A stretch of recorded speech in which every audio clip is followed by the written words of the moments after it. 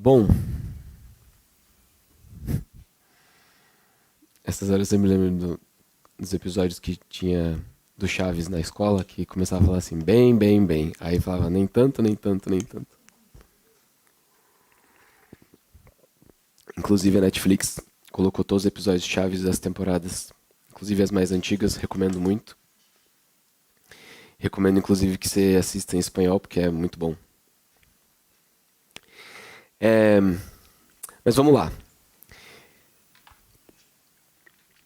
Faz tempo que eu não falo de filme aqui, né? E eu fiquei pensando. Quando eu tava pensando sobre essa passagem, eu me lembrei de um filme que eu acho que poucas pessoas vão conhecer, talvez só minha esposa aqui conheça. É um filme que chama A Busca. Um filme nacional. Só falando disso, algumas pessoas já podem conhecer. É um filme nacional.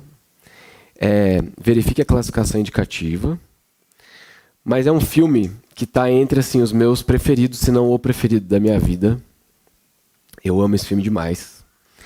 É um filme quase independente, assim, ele beira o independente. É um filme muito desconhecido, na verdade. Pouquíssimas pessoas sabem desse filme. Ele saiu aqui no Brasil com o nome A Busca. É um filme com Wagner Moura, mas é um desses que quase ninguém assistiu. Embora ele não seja um filme tão antigo assim. Mas. Embora ele tenha mais de 10 anos. Mas. É um filme que fala sobre paternidade. E é um filme de jornada, assim, é um filme de perseguição. É a história de um cara que o filho dele desaparece. E ele vai atrás do filho. E aí por isso o nome do filme é A Busca. Mas nos festivais internacionalmente, esse filme foi apresentado como A Cadeira do Pai, que é um nome que faz muito sentido também pro filme. Então talvez você encontre ele. Inclusive, há um tempo atrás a Netflix tinha ele no catálogo como A Cadeira do Pai, com o nome estrangeiro. Mas é um filme muito bom e que fala sobre esse processo de um pai buscando um filho.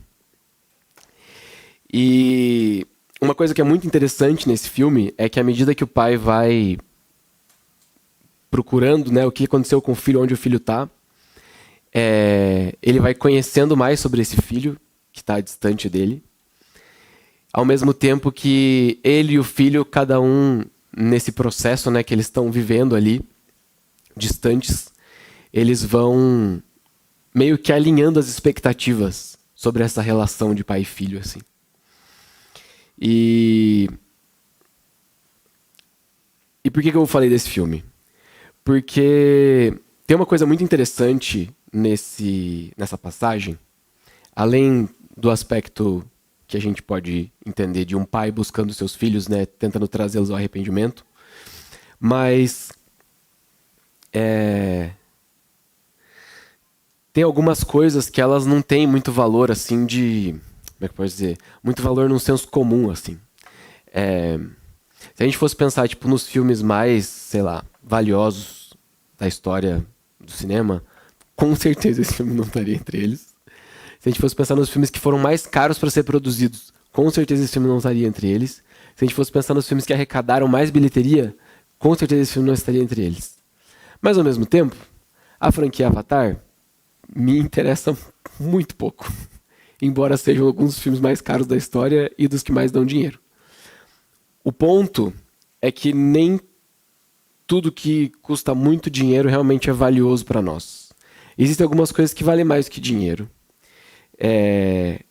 Principalmente quando diz respeito aos afetos. Para esse pai no filme, tipo assim, ele não tá fazendo conta de quanto ele tem ou do que ele precisa fazer para ir atrás do filho dele, assim. Porque o filho dele é a coisa mais importante. E se você é pai ou mãe, talvez você compartilhe dessa mesma sensação, né? Se você for autista como eu, talvez você partilhe dessa sensação com algumas ressalvas, mas ainda assim você sabe que seu filho é a coisa mais importante. Mas, quando eu estava pensando sobre os títulos possíveis, dando continuidade a essa nova tradição que eu comecei quando eu prego, Essa é uma ministração que fala sobre cansaço, paciência e dinheiro, mas ela também fala sobre fogo, mordomia e justiça. Mas eu gostei muito do nome cinismo, sabão e generosidade. E quando a gente começa aqui no versículo 17 do capítulo 2, ele diz assim: vocês têm cansado o Senhor com as suas palavras. Como temos cansado? Vocês ainda perguntam. Quando dizem, todos os que fazem o mal são bons aos olhos do Senhor, e ele se agrada deles. E também quando perguntam, onde está o Deus da justiça? Quando eles perguntam como temos cansado, é estranho assim você pensar, tipo assim, eles cansavam a Deus e ainda se faziam de sonsos, né? Tipo, mas como nós temos cansado o Senhor? E aí o Senhor responde, tipo, cara, quando vocês dizem que todos aqueles que fazem o mal são bons aos olhos do Senhor e que ele se agrada deles, porque isso não é uma verdade e também porque o povo, antes de qualquer outra pessoa, deveria saber que isso não é verdade sobre Deus, sobre o que Deus pensa, sobre o que Deus deseja. O povo estava questionando também a presença e a justiça do Senhor. Onde está o Deus da justiça? Se perceber e se comparar com os outros, usando critérios do mundo e não os critérios do Senhor. Será que eu me considero um juiz melhor do que o próprio Deus? Será que quando eu digo todos que fazem o mal são bons? Ou será que quando eu digo todos que fazem o mal são bons aos olhos do Senhor? E aí eu estou, nesse caso, colocando palavras na boca do próprio Senhor. Ou quando eu digo assim, não, o que Deus quer é isso. Será que nesses casos a gente está se colocando como um juiz melhor do que o próprio Deus? Mas essas falas aqui o Senhor diz que cansam ele.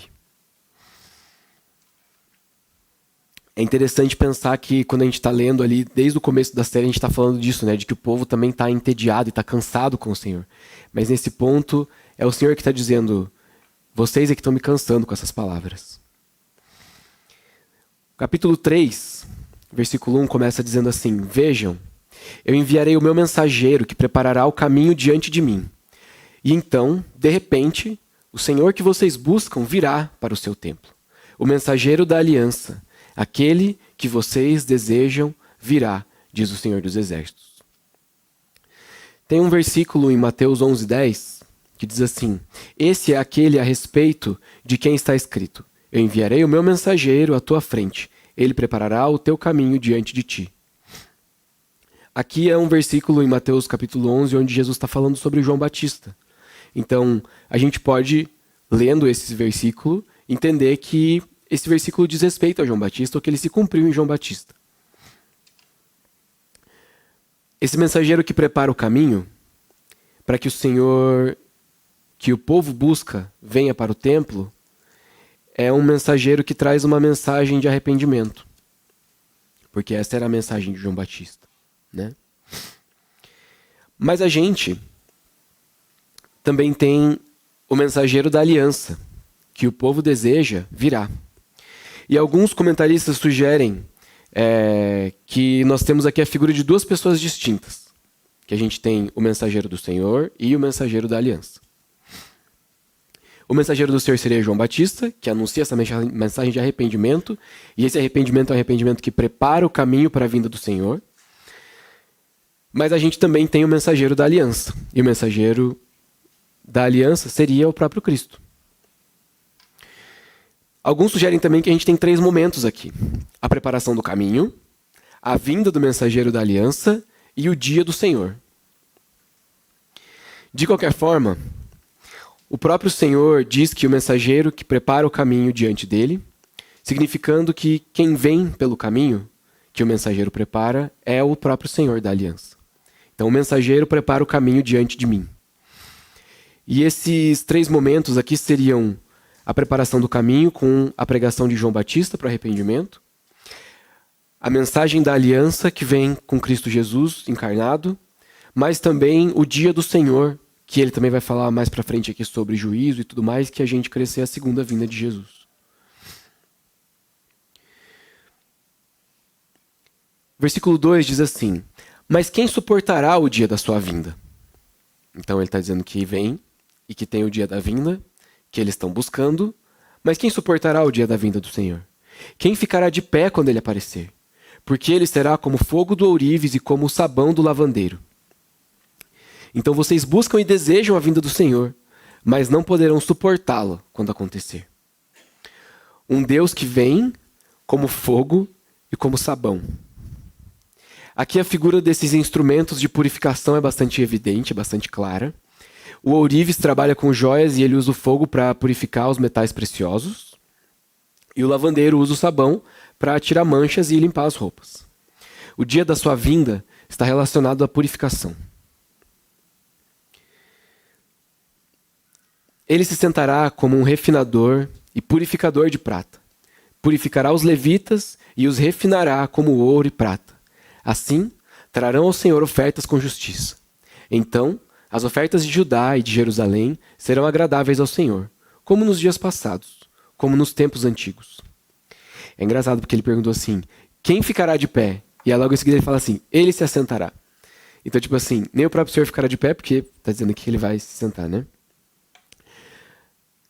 Sentar aqui também é interessante porque significa que ele se prepara para um trabalho que exige tempo e exige dedicação. Então você não faz nada rápido e prático e com pressa em pé, geralmente. Sentado. Geralmente, se você vai fazer uma tarefa que é mais demorada, você se senta. Daí, inclusive, a expressão espere sentado, que geralmente é uma coisa que vai demorar. Mas quando ele fala aqui que ele vai se sentar como um refinador e purificador de prata, tem aqui algumas aplicações interessantes, que daí eu não trabalho com prata e com ouro, como muitos de vocês sabem, mas que dizem que o ourives sabe quando a prata e o ouro estão puros é quando ele consegue ver o próprio reflexo dele no ouro e na prata. E aí você pensa assim, nossa, então Deus tira a impureza para que ele se veja, né, em nós. Veja a imagem dele em nós. E isso pode ser uma aplicação interessante também. Quando a gente pensa sobre esse processo de limpeza, né, de purificação, embora eu não trabalhe com ouro nem com prata e também não seja, sei lá, um dono de lavanderia, mas eu na nossa casa seja o encarregado de lavar as roupas, eu fico muito frustrado quando tem alguma mancha que não sai em alguma roupa.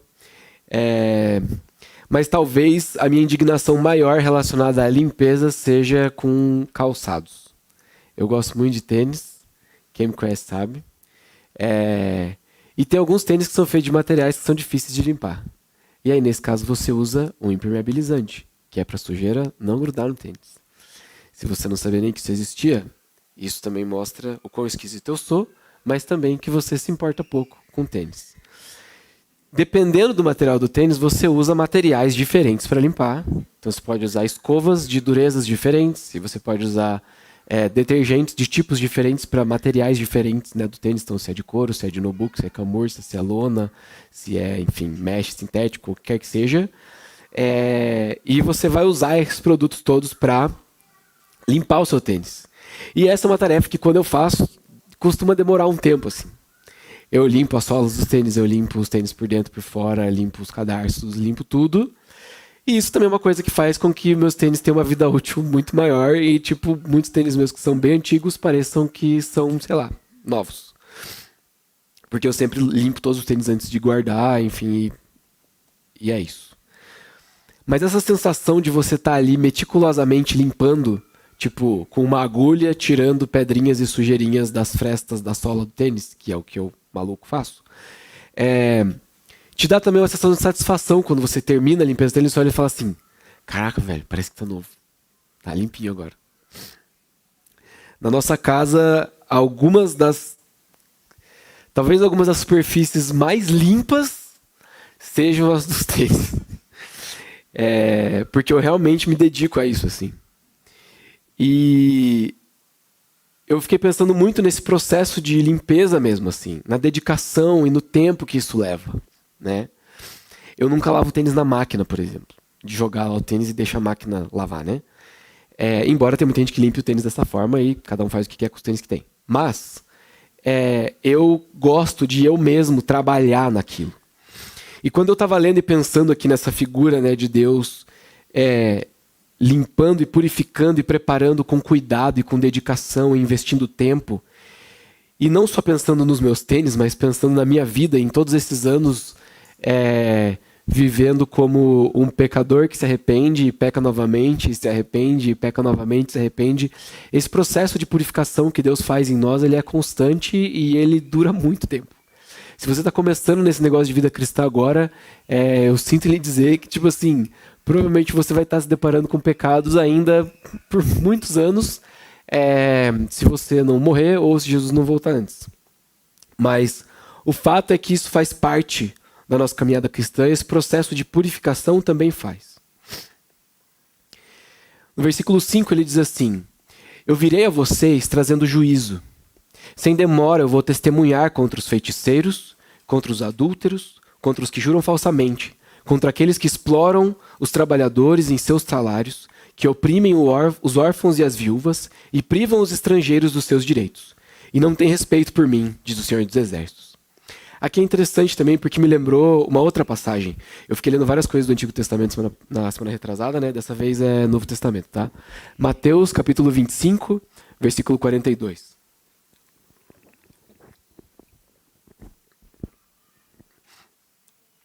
Interessante porque começa a falar do mensageiro da aliança e daí já vem um monte de coisa que Jesus falou, né, na cabeça. Jesus aqui está falando sobre o reino e sobre a vinda do Senhor e sobre esse momento de juízo ali. E me lembrou muito essa passagem, eu espero que você já perceba logo de cara por quê, mas se você não entendeu, eu já vou falar também. Mateus capítulo 25, versículo 42 até o 46 diz assim: pois eu tive fome e vocês não me deram de comer. Eu tive sede e nada me deram para beber. Fui estrangeiro e vocês não me acolheram. Necessitei de roupas e vocês não me vestiram. Estive enfermo e preso e vocês não me visitaram. Eles também responderão: Senhor, quando te vimos com fome ou com sede ou estrangeiro ou necessitado de roupas ou enfermo ou preso e não te ajudamos? Ele responderá: digo-lhes a verdade. O que vocês deixaram de fazer a alguns desses mais pequeninos, também a mim deixaram de fazê-lo. E esses irão para o castigo eterno, mas os justos para a vida eterna. Então aqui Jesus está falando sobre a vinda gloriosa do Filho do Homem. E essas perguntas tipo, quando foi que eu fiz isso? Ou quando foi que eu não fiz isso? Ou como eu estou cansando o Senhor? Deus vai usando desse tipo de linguagem e de expressão durante todo o livro de Malaquias para mostrar, tipo, esse cinismo do povo, de tipo assim, não, eu, Deus, como assim? O que eu tô fazendo? É tipo quando a gente tá lendo lá e de repente, tipo, estão falando lá que vai ter o traidor e aí Jesus fala assim, não, eu não, Senhor. E Pedro fala assim, não, jamais te negarei, Senhor. Coisas desse tipo, embora Pedro tivesse na melhor da boa intenção ali, né? Mas a gente sabe também o que aconteceu. Mas o fato é que esse tipo de retórica, assim, tipo assim, não, eu? Quando que eu fiz isso? Me lembrou muito essa fala de Jesus. E para mim aqui é como se Jesus estivesse dizendo assim. Desculpa. Não adianta eu afastar o microfone, perdão. Aqueles que me conhecem, obedecem e guardam a aliança, me pertencem e servem a mim com a vida toda. Eles também estão servindo a mim enquanto servem aos outros, mesmo sem perceber. Mas aqueles que praticam uma religião superficial, que adoram da boca para fora, mas têm o coração longe de mim e desprezam a aliança, mesmo quando tentam cumprir obrigações religiosas, não me servem. E não conseguem perceber a minha presença ao seu redor. Vou ler de novo, que parece a mensagem, mas fui eu mesmo. Aqueles que me conhecem, obedecem e guardam a aliança, me pertencem e servem a mim com a vida toda. Eles também estão servindo a mim enquanto servem aos outros, mesmo sem perceber. Mas aqueles que praticam uma religião superficial, que adoram da boca para fora, mas têm o coração longe de mim e desprezam a aliança, mesmo quando tentam cumprir suas obrigações religiosas, não me servem e não conseguem perceber a minha presença ao seu redor. Malaquias diz que o Senhor vai testemunhar contra os feiticeiros, os adúlteros e os que juram falsamente. Aqui a gente pode ter um paralelo entre idolatria, infidelidade e falsidade. Feitiçaria, adultério e jurar falsamente, com idolatria, infidelidade e falsidade. Porque essas eram as características do povo que vêm sendo descritas por Malaquias até agora. Um povo idólatra, infiel e falso. Mas também contra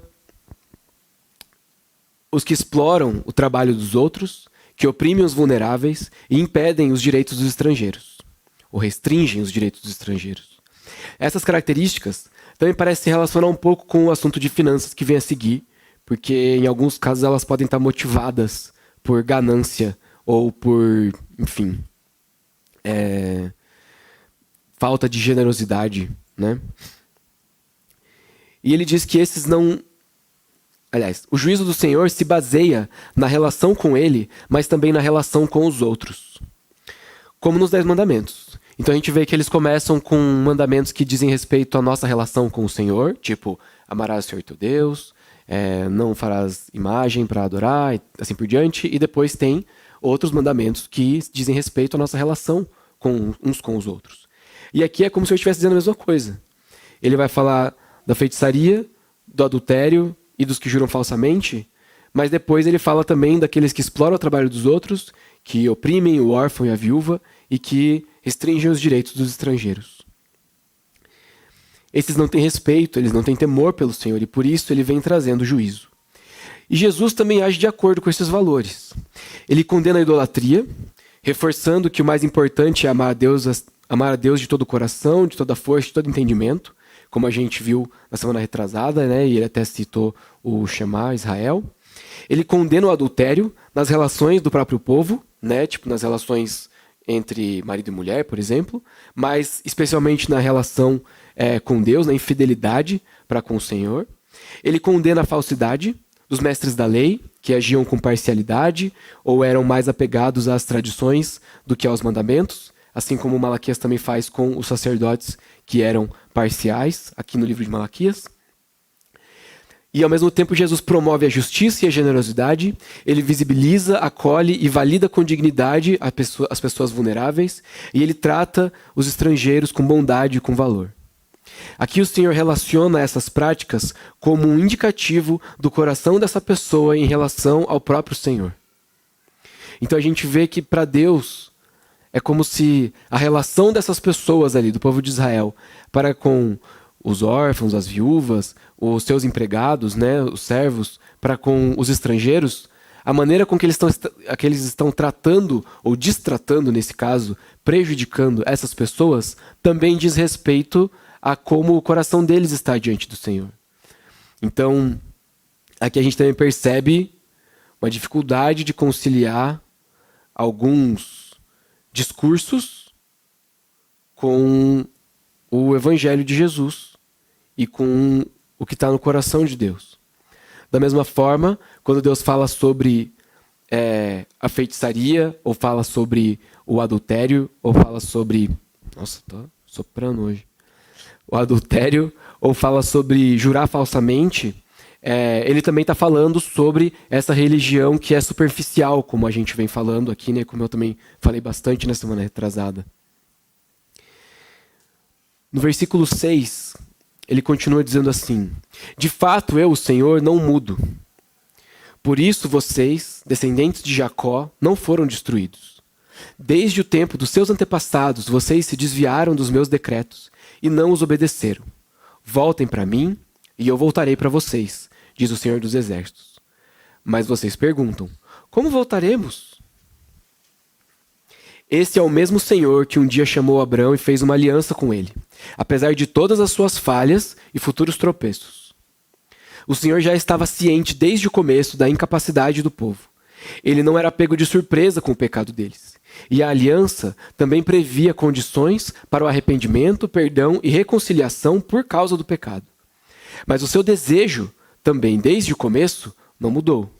Ele quer um encontro, ele quer um relacionamento, ele quer uma aliança com o seu povo. O seu pedido, voltem para mim e eu voltarei para vocês, traduz isso. E a pergunta, como voltaremos? Pode apontar duas situações. Ou eles realmente não sabiam o que fazer para voltar, ou eles sabiam, mas desconsideravam e desprezavam as coisas do Senhor. O versículo 8 diz assim: pode um homem roubar de Deus? Contudo, vocês estão me roubando. E ainda perguntam: como é que roubamos? Nos dízimos e nas ofertas. Vocês estão debaixo de grande maldição, porque estão me roubando. A nação toda está me roubando. Aqui eu vou fazer tipo comentário de Bíblia de Estudo, assim, se você quer saber mais sobre maldições nesse contexto, volte 2 semanas, porque eu falei bastante sobre isso semana retrasada. Mas Deus é todo poderoso e Ele é Senhor de todas as coisas, então Ele não tem falta de nada. Roubar de Deus não tem a ver só com questões materiais aqui. Embora eles estivessem trazendo os sacrifícios e as ofertas, o povo estava negligenciando os critérios de Deus para apresentar essas ofertas.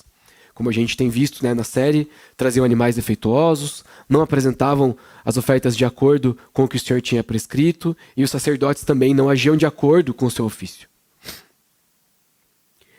Mas aí me vem um pensamento assim: se você já foi assaltado, e eu espero que não, mas dadas as circunstâncias, provavelmente sim.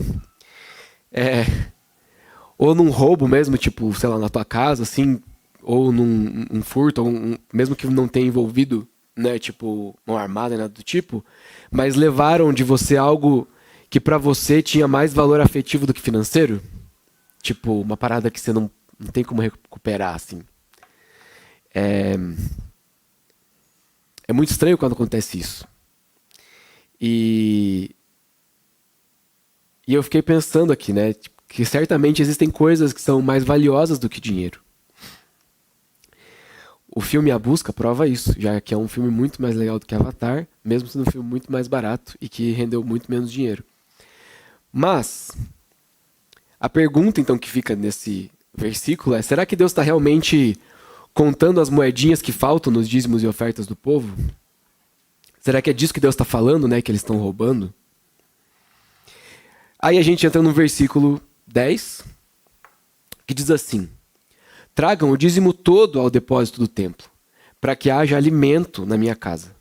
Ponham-me à prova, diz o Senhor dos Exércitos, e vejam se eu não vou abrir as comportas dos céus e derramar sobre vocês tantas bênçãos que nem terão onde guardá-las. Impedirei que pragas devorem as suas colheitas, e as videiras nos campos não perderão o seu fruto, diz o Senhor dos Exércitos. Então todas as nações os chamarão felizes, porque a terra de vocês será maravilhosa, diz o Senhor dos Exércitos. Os levitas, eles tinham sido separados como uma tribo de função especial dentro do povo de Israel. Então eles recebiam a 10ª parte dos produtos do povo. E por sua vez, eles repassavam a 10ª parte do que eles recebiam para os sacerdotes. Os levitas e os sacerdotes não tinham terras próprias para cultivar.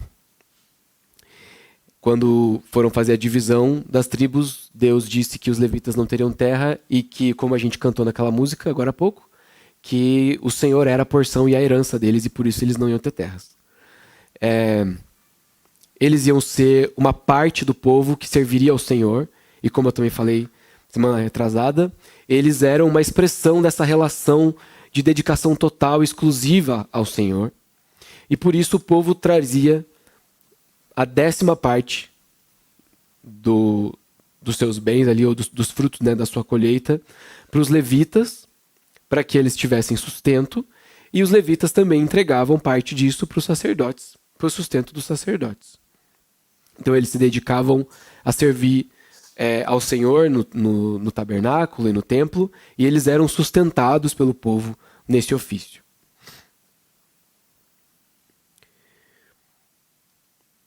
Os levitas e os sacerdotes não tinham terras próprias para cultivar, então eles dependiam da provisão de Deus através dos seus irmãos. Tragam para que haja alimento na minha casa. Nesse contexto, parece que os dízimos e ofertas tinham uma característica mais de bênção na provisão comunitária do que de um enriquecimento ou de um ajuntamento de valores.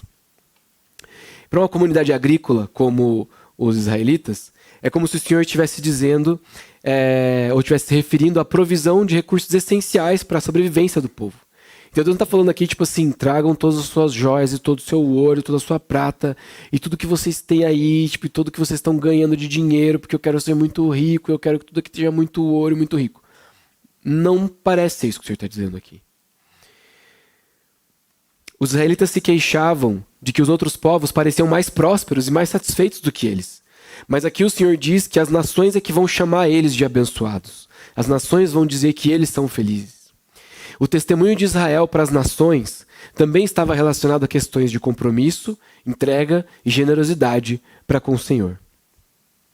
E aí, nesse assunto de dízimos, segundo o apóstolo Paulo, 2 Coríntios 9, 5 a 11, ele diz assim: assim eu achei necessário recomendar que os irmãos os visitem antes e concluam os preparativos para as contribuições que vocês prometeram. Que ele está falando de dinheiro. Então, ela estará pronta como oferta generosa e não como algo dado com avareza. Lembre-se, aquele que semeia pouco também colherá pouco, e aquele que semeia com fartura também colherá fartamente. Cada um dê conforme determinado em seu coração, não com pesar ou por obrigação, pois Deus ama a quem dá com alegria. E Deus é poderoso para fazer que lhe seja acrescentada toda a graça, para que em todas as coisas, em todo o tempo, tendo tudo o que é necessário, vocês transbordem em toda boa obra. Como está escrito, distribuiu, deu seus bens aos necessitados, a sua justiça dura para sempre. Aquele que supre a semente ao que semeia e o pão ao que come, também lhe suprirá e aumentará a semente e fará crescer os frutos da sua justiça. Vocês serão enriquecidos de todas as formas, para que possam ser generosos em qualquer ocasião, e por nosso intermédio, a sua generosidade resulte em ação de graças a Deus. Então, no Novo Testamento não tem uma porcentagem como ordem, mas pressupõe compromisso, generosidade e planejamento. Doações planejadas servem para a manutenção e o avanço da obra do Evangelho, não mais no templo, mas no ministério da igreja local. Essa parte eu me inspirei no estudo do Rodrigo. Nós trazemos nossos dízimos não como obediência à lei de Moisés, mas com generosidade e alegria, à semelhança do nosso Senhor, que é explicitamente generoso, contribuindo para que Deus se revele como provedor para a sua missão através da igreja local, servindo e suprindo a igreja, os nossos irmãos e demais necessidades, também com o nosso dinheiro. Repare no também com o nosso dinheiro, porque a gente supre essas necessidades e se dedica ao Senhor com tudo. Então, se você já entregou toda a sua vida a Cristo, entregar uma parte do seu salário não deveria ser um incômodo. Mas se você vê o seu dízimo como um investimento buscando um retorno, ou como uma mensalidade de um clube, ou como um pagamento para que Deus te dê mais e mais, você não entendeu isso direito.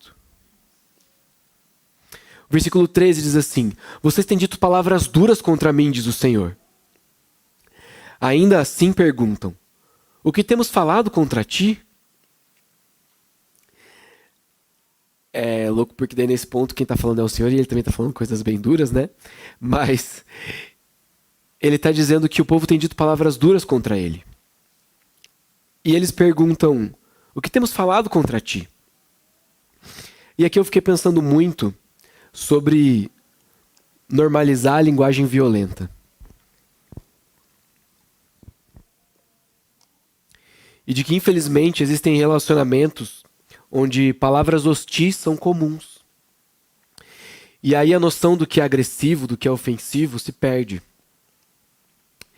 Uma vez eu estava conversando com alguns amigos e eu tinha presenciado uma situação em que, na minha percepção, um tinha tratado o outro com bastante hostilidade e falado uma parada bem, bem ríspida, assim.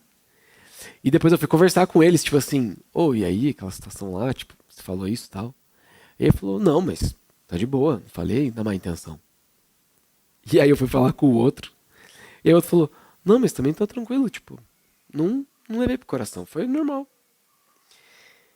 E talvez na intenção não tenha mesmo sido. Mas eu fiquei pensando como, às vezes, esse tipo de comportamento, ele familiariza a gente demais e ele desensibiliza a gente demais com a violência e a dureza de algumas palavras. E aí você pode, às vezes, achar, assim, não, mas é só porque essa pessoa é, nossa, ela é muito, ela é sincera, assim, ela fala mesmo na lata. Ou sei lá, ah, não, às vezes ela fala assim, mas é porque ela tem muita intimidade com o fulano, daí fala assim mesmo. Mas eu acho que a gente não deveria encorajar e nem se acostumar com esse tipo de palavra. A palavra que é usada aqui para dura, né? Quando o Senhor fala aqui que vocês têm dito palavras duras contra mim, é uma palavra que acontece diversas vezes no Antigo Testamento, né? E dentre elas é a mesma palavra que aparece quando fala que o coração de Faraó está duro. Também é a palavra que Deus usa quando fala para Josué ser forte. Também é a palavra que Sansão usa quando pede para que Deus dê forças a ele mais uma vez, quando ele está lá para empurrar as colunas e derrotar os filisteus. Mas também é a palavra que diz quando Davi prevaleceu contra Golias e os filisteus, ou quando Davi agarrou a cabeça de Golias para cortá-la fora. Então, é uma palavra que em muitos contextos ela é usada para falar de força física, de combate, de violência. O povo estava usando palavras duras contra o Senhor. E aí é interessante porque às vezes chega no ponto que a gente está usando esse tipo de linguagem com tanta naturalidade que a gente não percebe quando a gente acaba sendo hostil de forma inadequada. E eles estavam sendo duros contra o Senhor. E isso é muito diferente de você usar palavras duras com o Senhor. Quando a gente está lendo Salmos, Davi também usa palavras muito duras. Mas muitas vezes quando você está abrindo o seu coração diante de Deus e você usa palavras duras na sua oração, ou nos seus pensamentos, no seu coração, isso é muito diferente de você usar palavras duras contra o Senhor, como ofensa ao Senhor. Ou eles estavam sendo desrespeitosos, ou eles estavam tão perdidos na sua falsidade e no seu pecado que eles perderam a noção de zelo. Ou eles estavam totalmente cientes de tudo e sendo cínicos mesmo. Independente de qual seja a resposta, é uma pior que a outra. O versículo 14, Deus continua dizendo de que maneira eles estavam dizendo palavras duras. Ele diz assim: vocês dizem, é inútil servir a Deus. O que nós ganhamos quando obedecemos aos seus preceitos e andamos lamentando diante do Senhor dos Exércitos? Por isso agora consideramos felizes os arrogantes, pois tanto prosperam que praticam mal, como escapam ilesos os que desafiam a Deus. Se você ainda não percebeu, eles tinham entendido tudo errado, tá? Aqui Deus revela o coração deles numa mentalidade de troca e de recompensa. Essa mentalidade é semelhante à feitiçaria, ao que era exigido pelos outros deuses. Então você oferta ou você faz algo para que aquele Deus favoreça você de alguma forma. E quando a gente olha para a aliança de Deus, embora ela houvesse sacrifício pelo pecado e pela culpa, mas a gente percebe que os princípios que regem a aliança e a inclinação do Senhor para com o seu povo, mediante confissão e arrependimento, nessa aliança, é uma dinâmica muito diferente do que a feitiçaria que o Senhor condena ou do que os outros deuses e ídolos exigiam dos seus seguidores. Para o povo, servir a Deus se resumia em obedecer e lamentar, enquanto para eles, desafiar a Deus era prosperar e escapar. O povo obedece e vive se lamentando. Não compensa servir a Deus. De que adianta? Os arrogantes desafiam a Deus e não sofrem punição, e ainda prosperam praticando o mal. Tem uma questão importante aqui, numa ideia de retribuição. De tipo, o que eu ganho com isso? Por que eu vou adorar esse Deus? Mas a lógica não deveria ser essa. Lembrando que a gente está falando de infidelidade, de desprezo, de barganha, de exploração e de falsidade. E teoricamente, o estudo terminaria aqui nesse versículo, pela divisão que a gente tinha previsto. Mas, quero concluir continuando no versículo 16. Ele diz assim: depois aqueles que temiam ao Senhor conversaram uns com os outros, e o Senhor os ouviu com atenção. Foi escrito um livro como um memorial na sua presença, acerca dos que temiam ao Senhor e honravam o seu nome. No dia em que eu agir, diz o Senhor dos Exércitos, eles serão o meu tesouro pessoal. Eu terei compaixão deles como um pai tem compaixão do filho que lhe obedece. Então vocês verão novamente a diferença entre o justo e o ímpio, entre os que servem a Deus e os que não servem. Dentre os ouvintes, ainda haviam aqueles que temiam ao Senhor.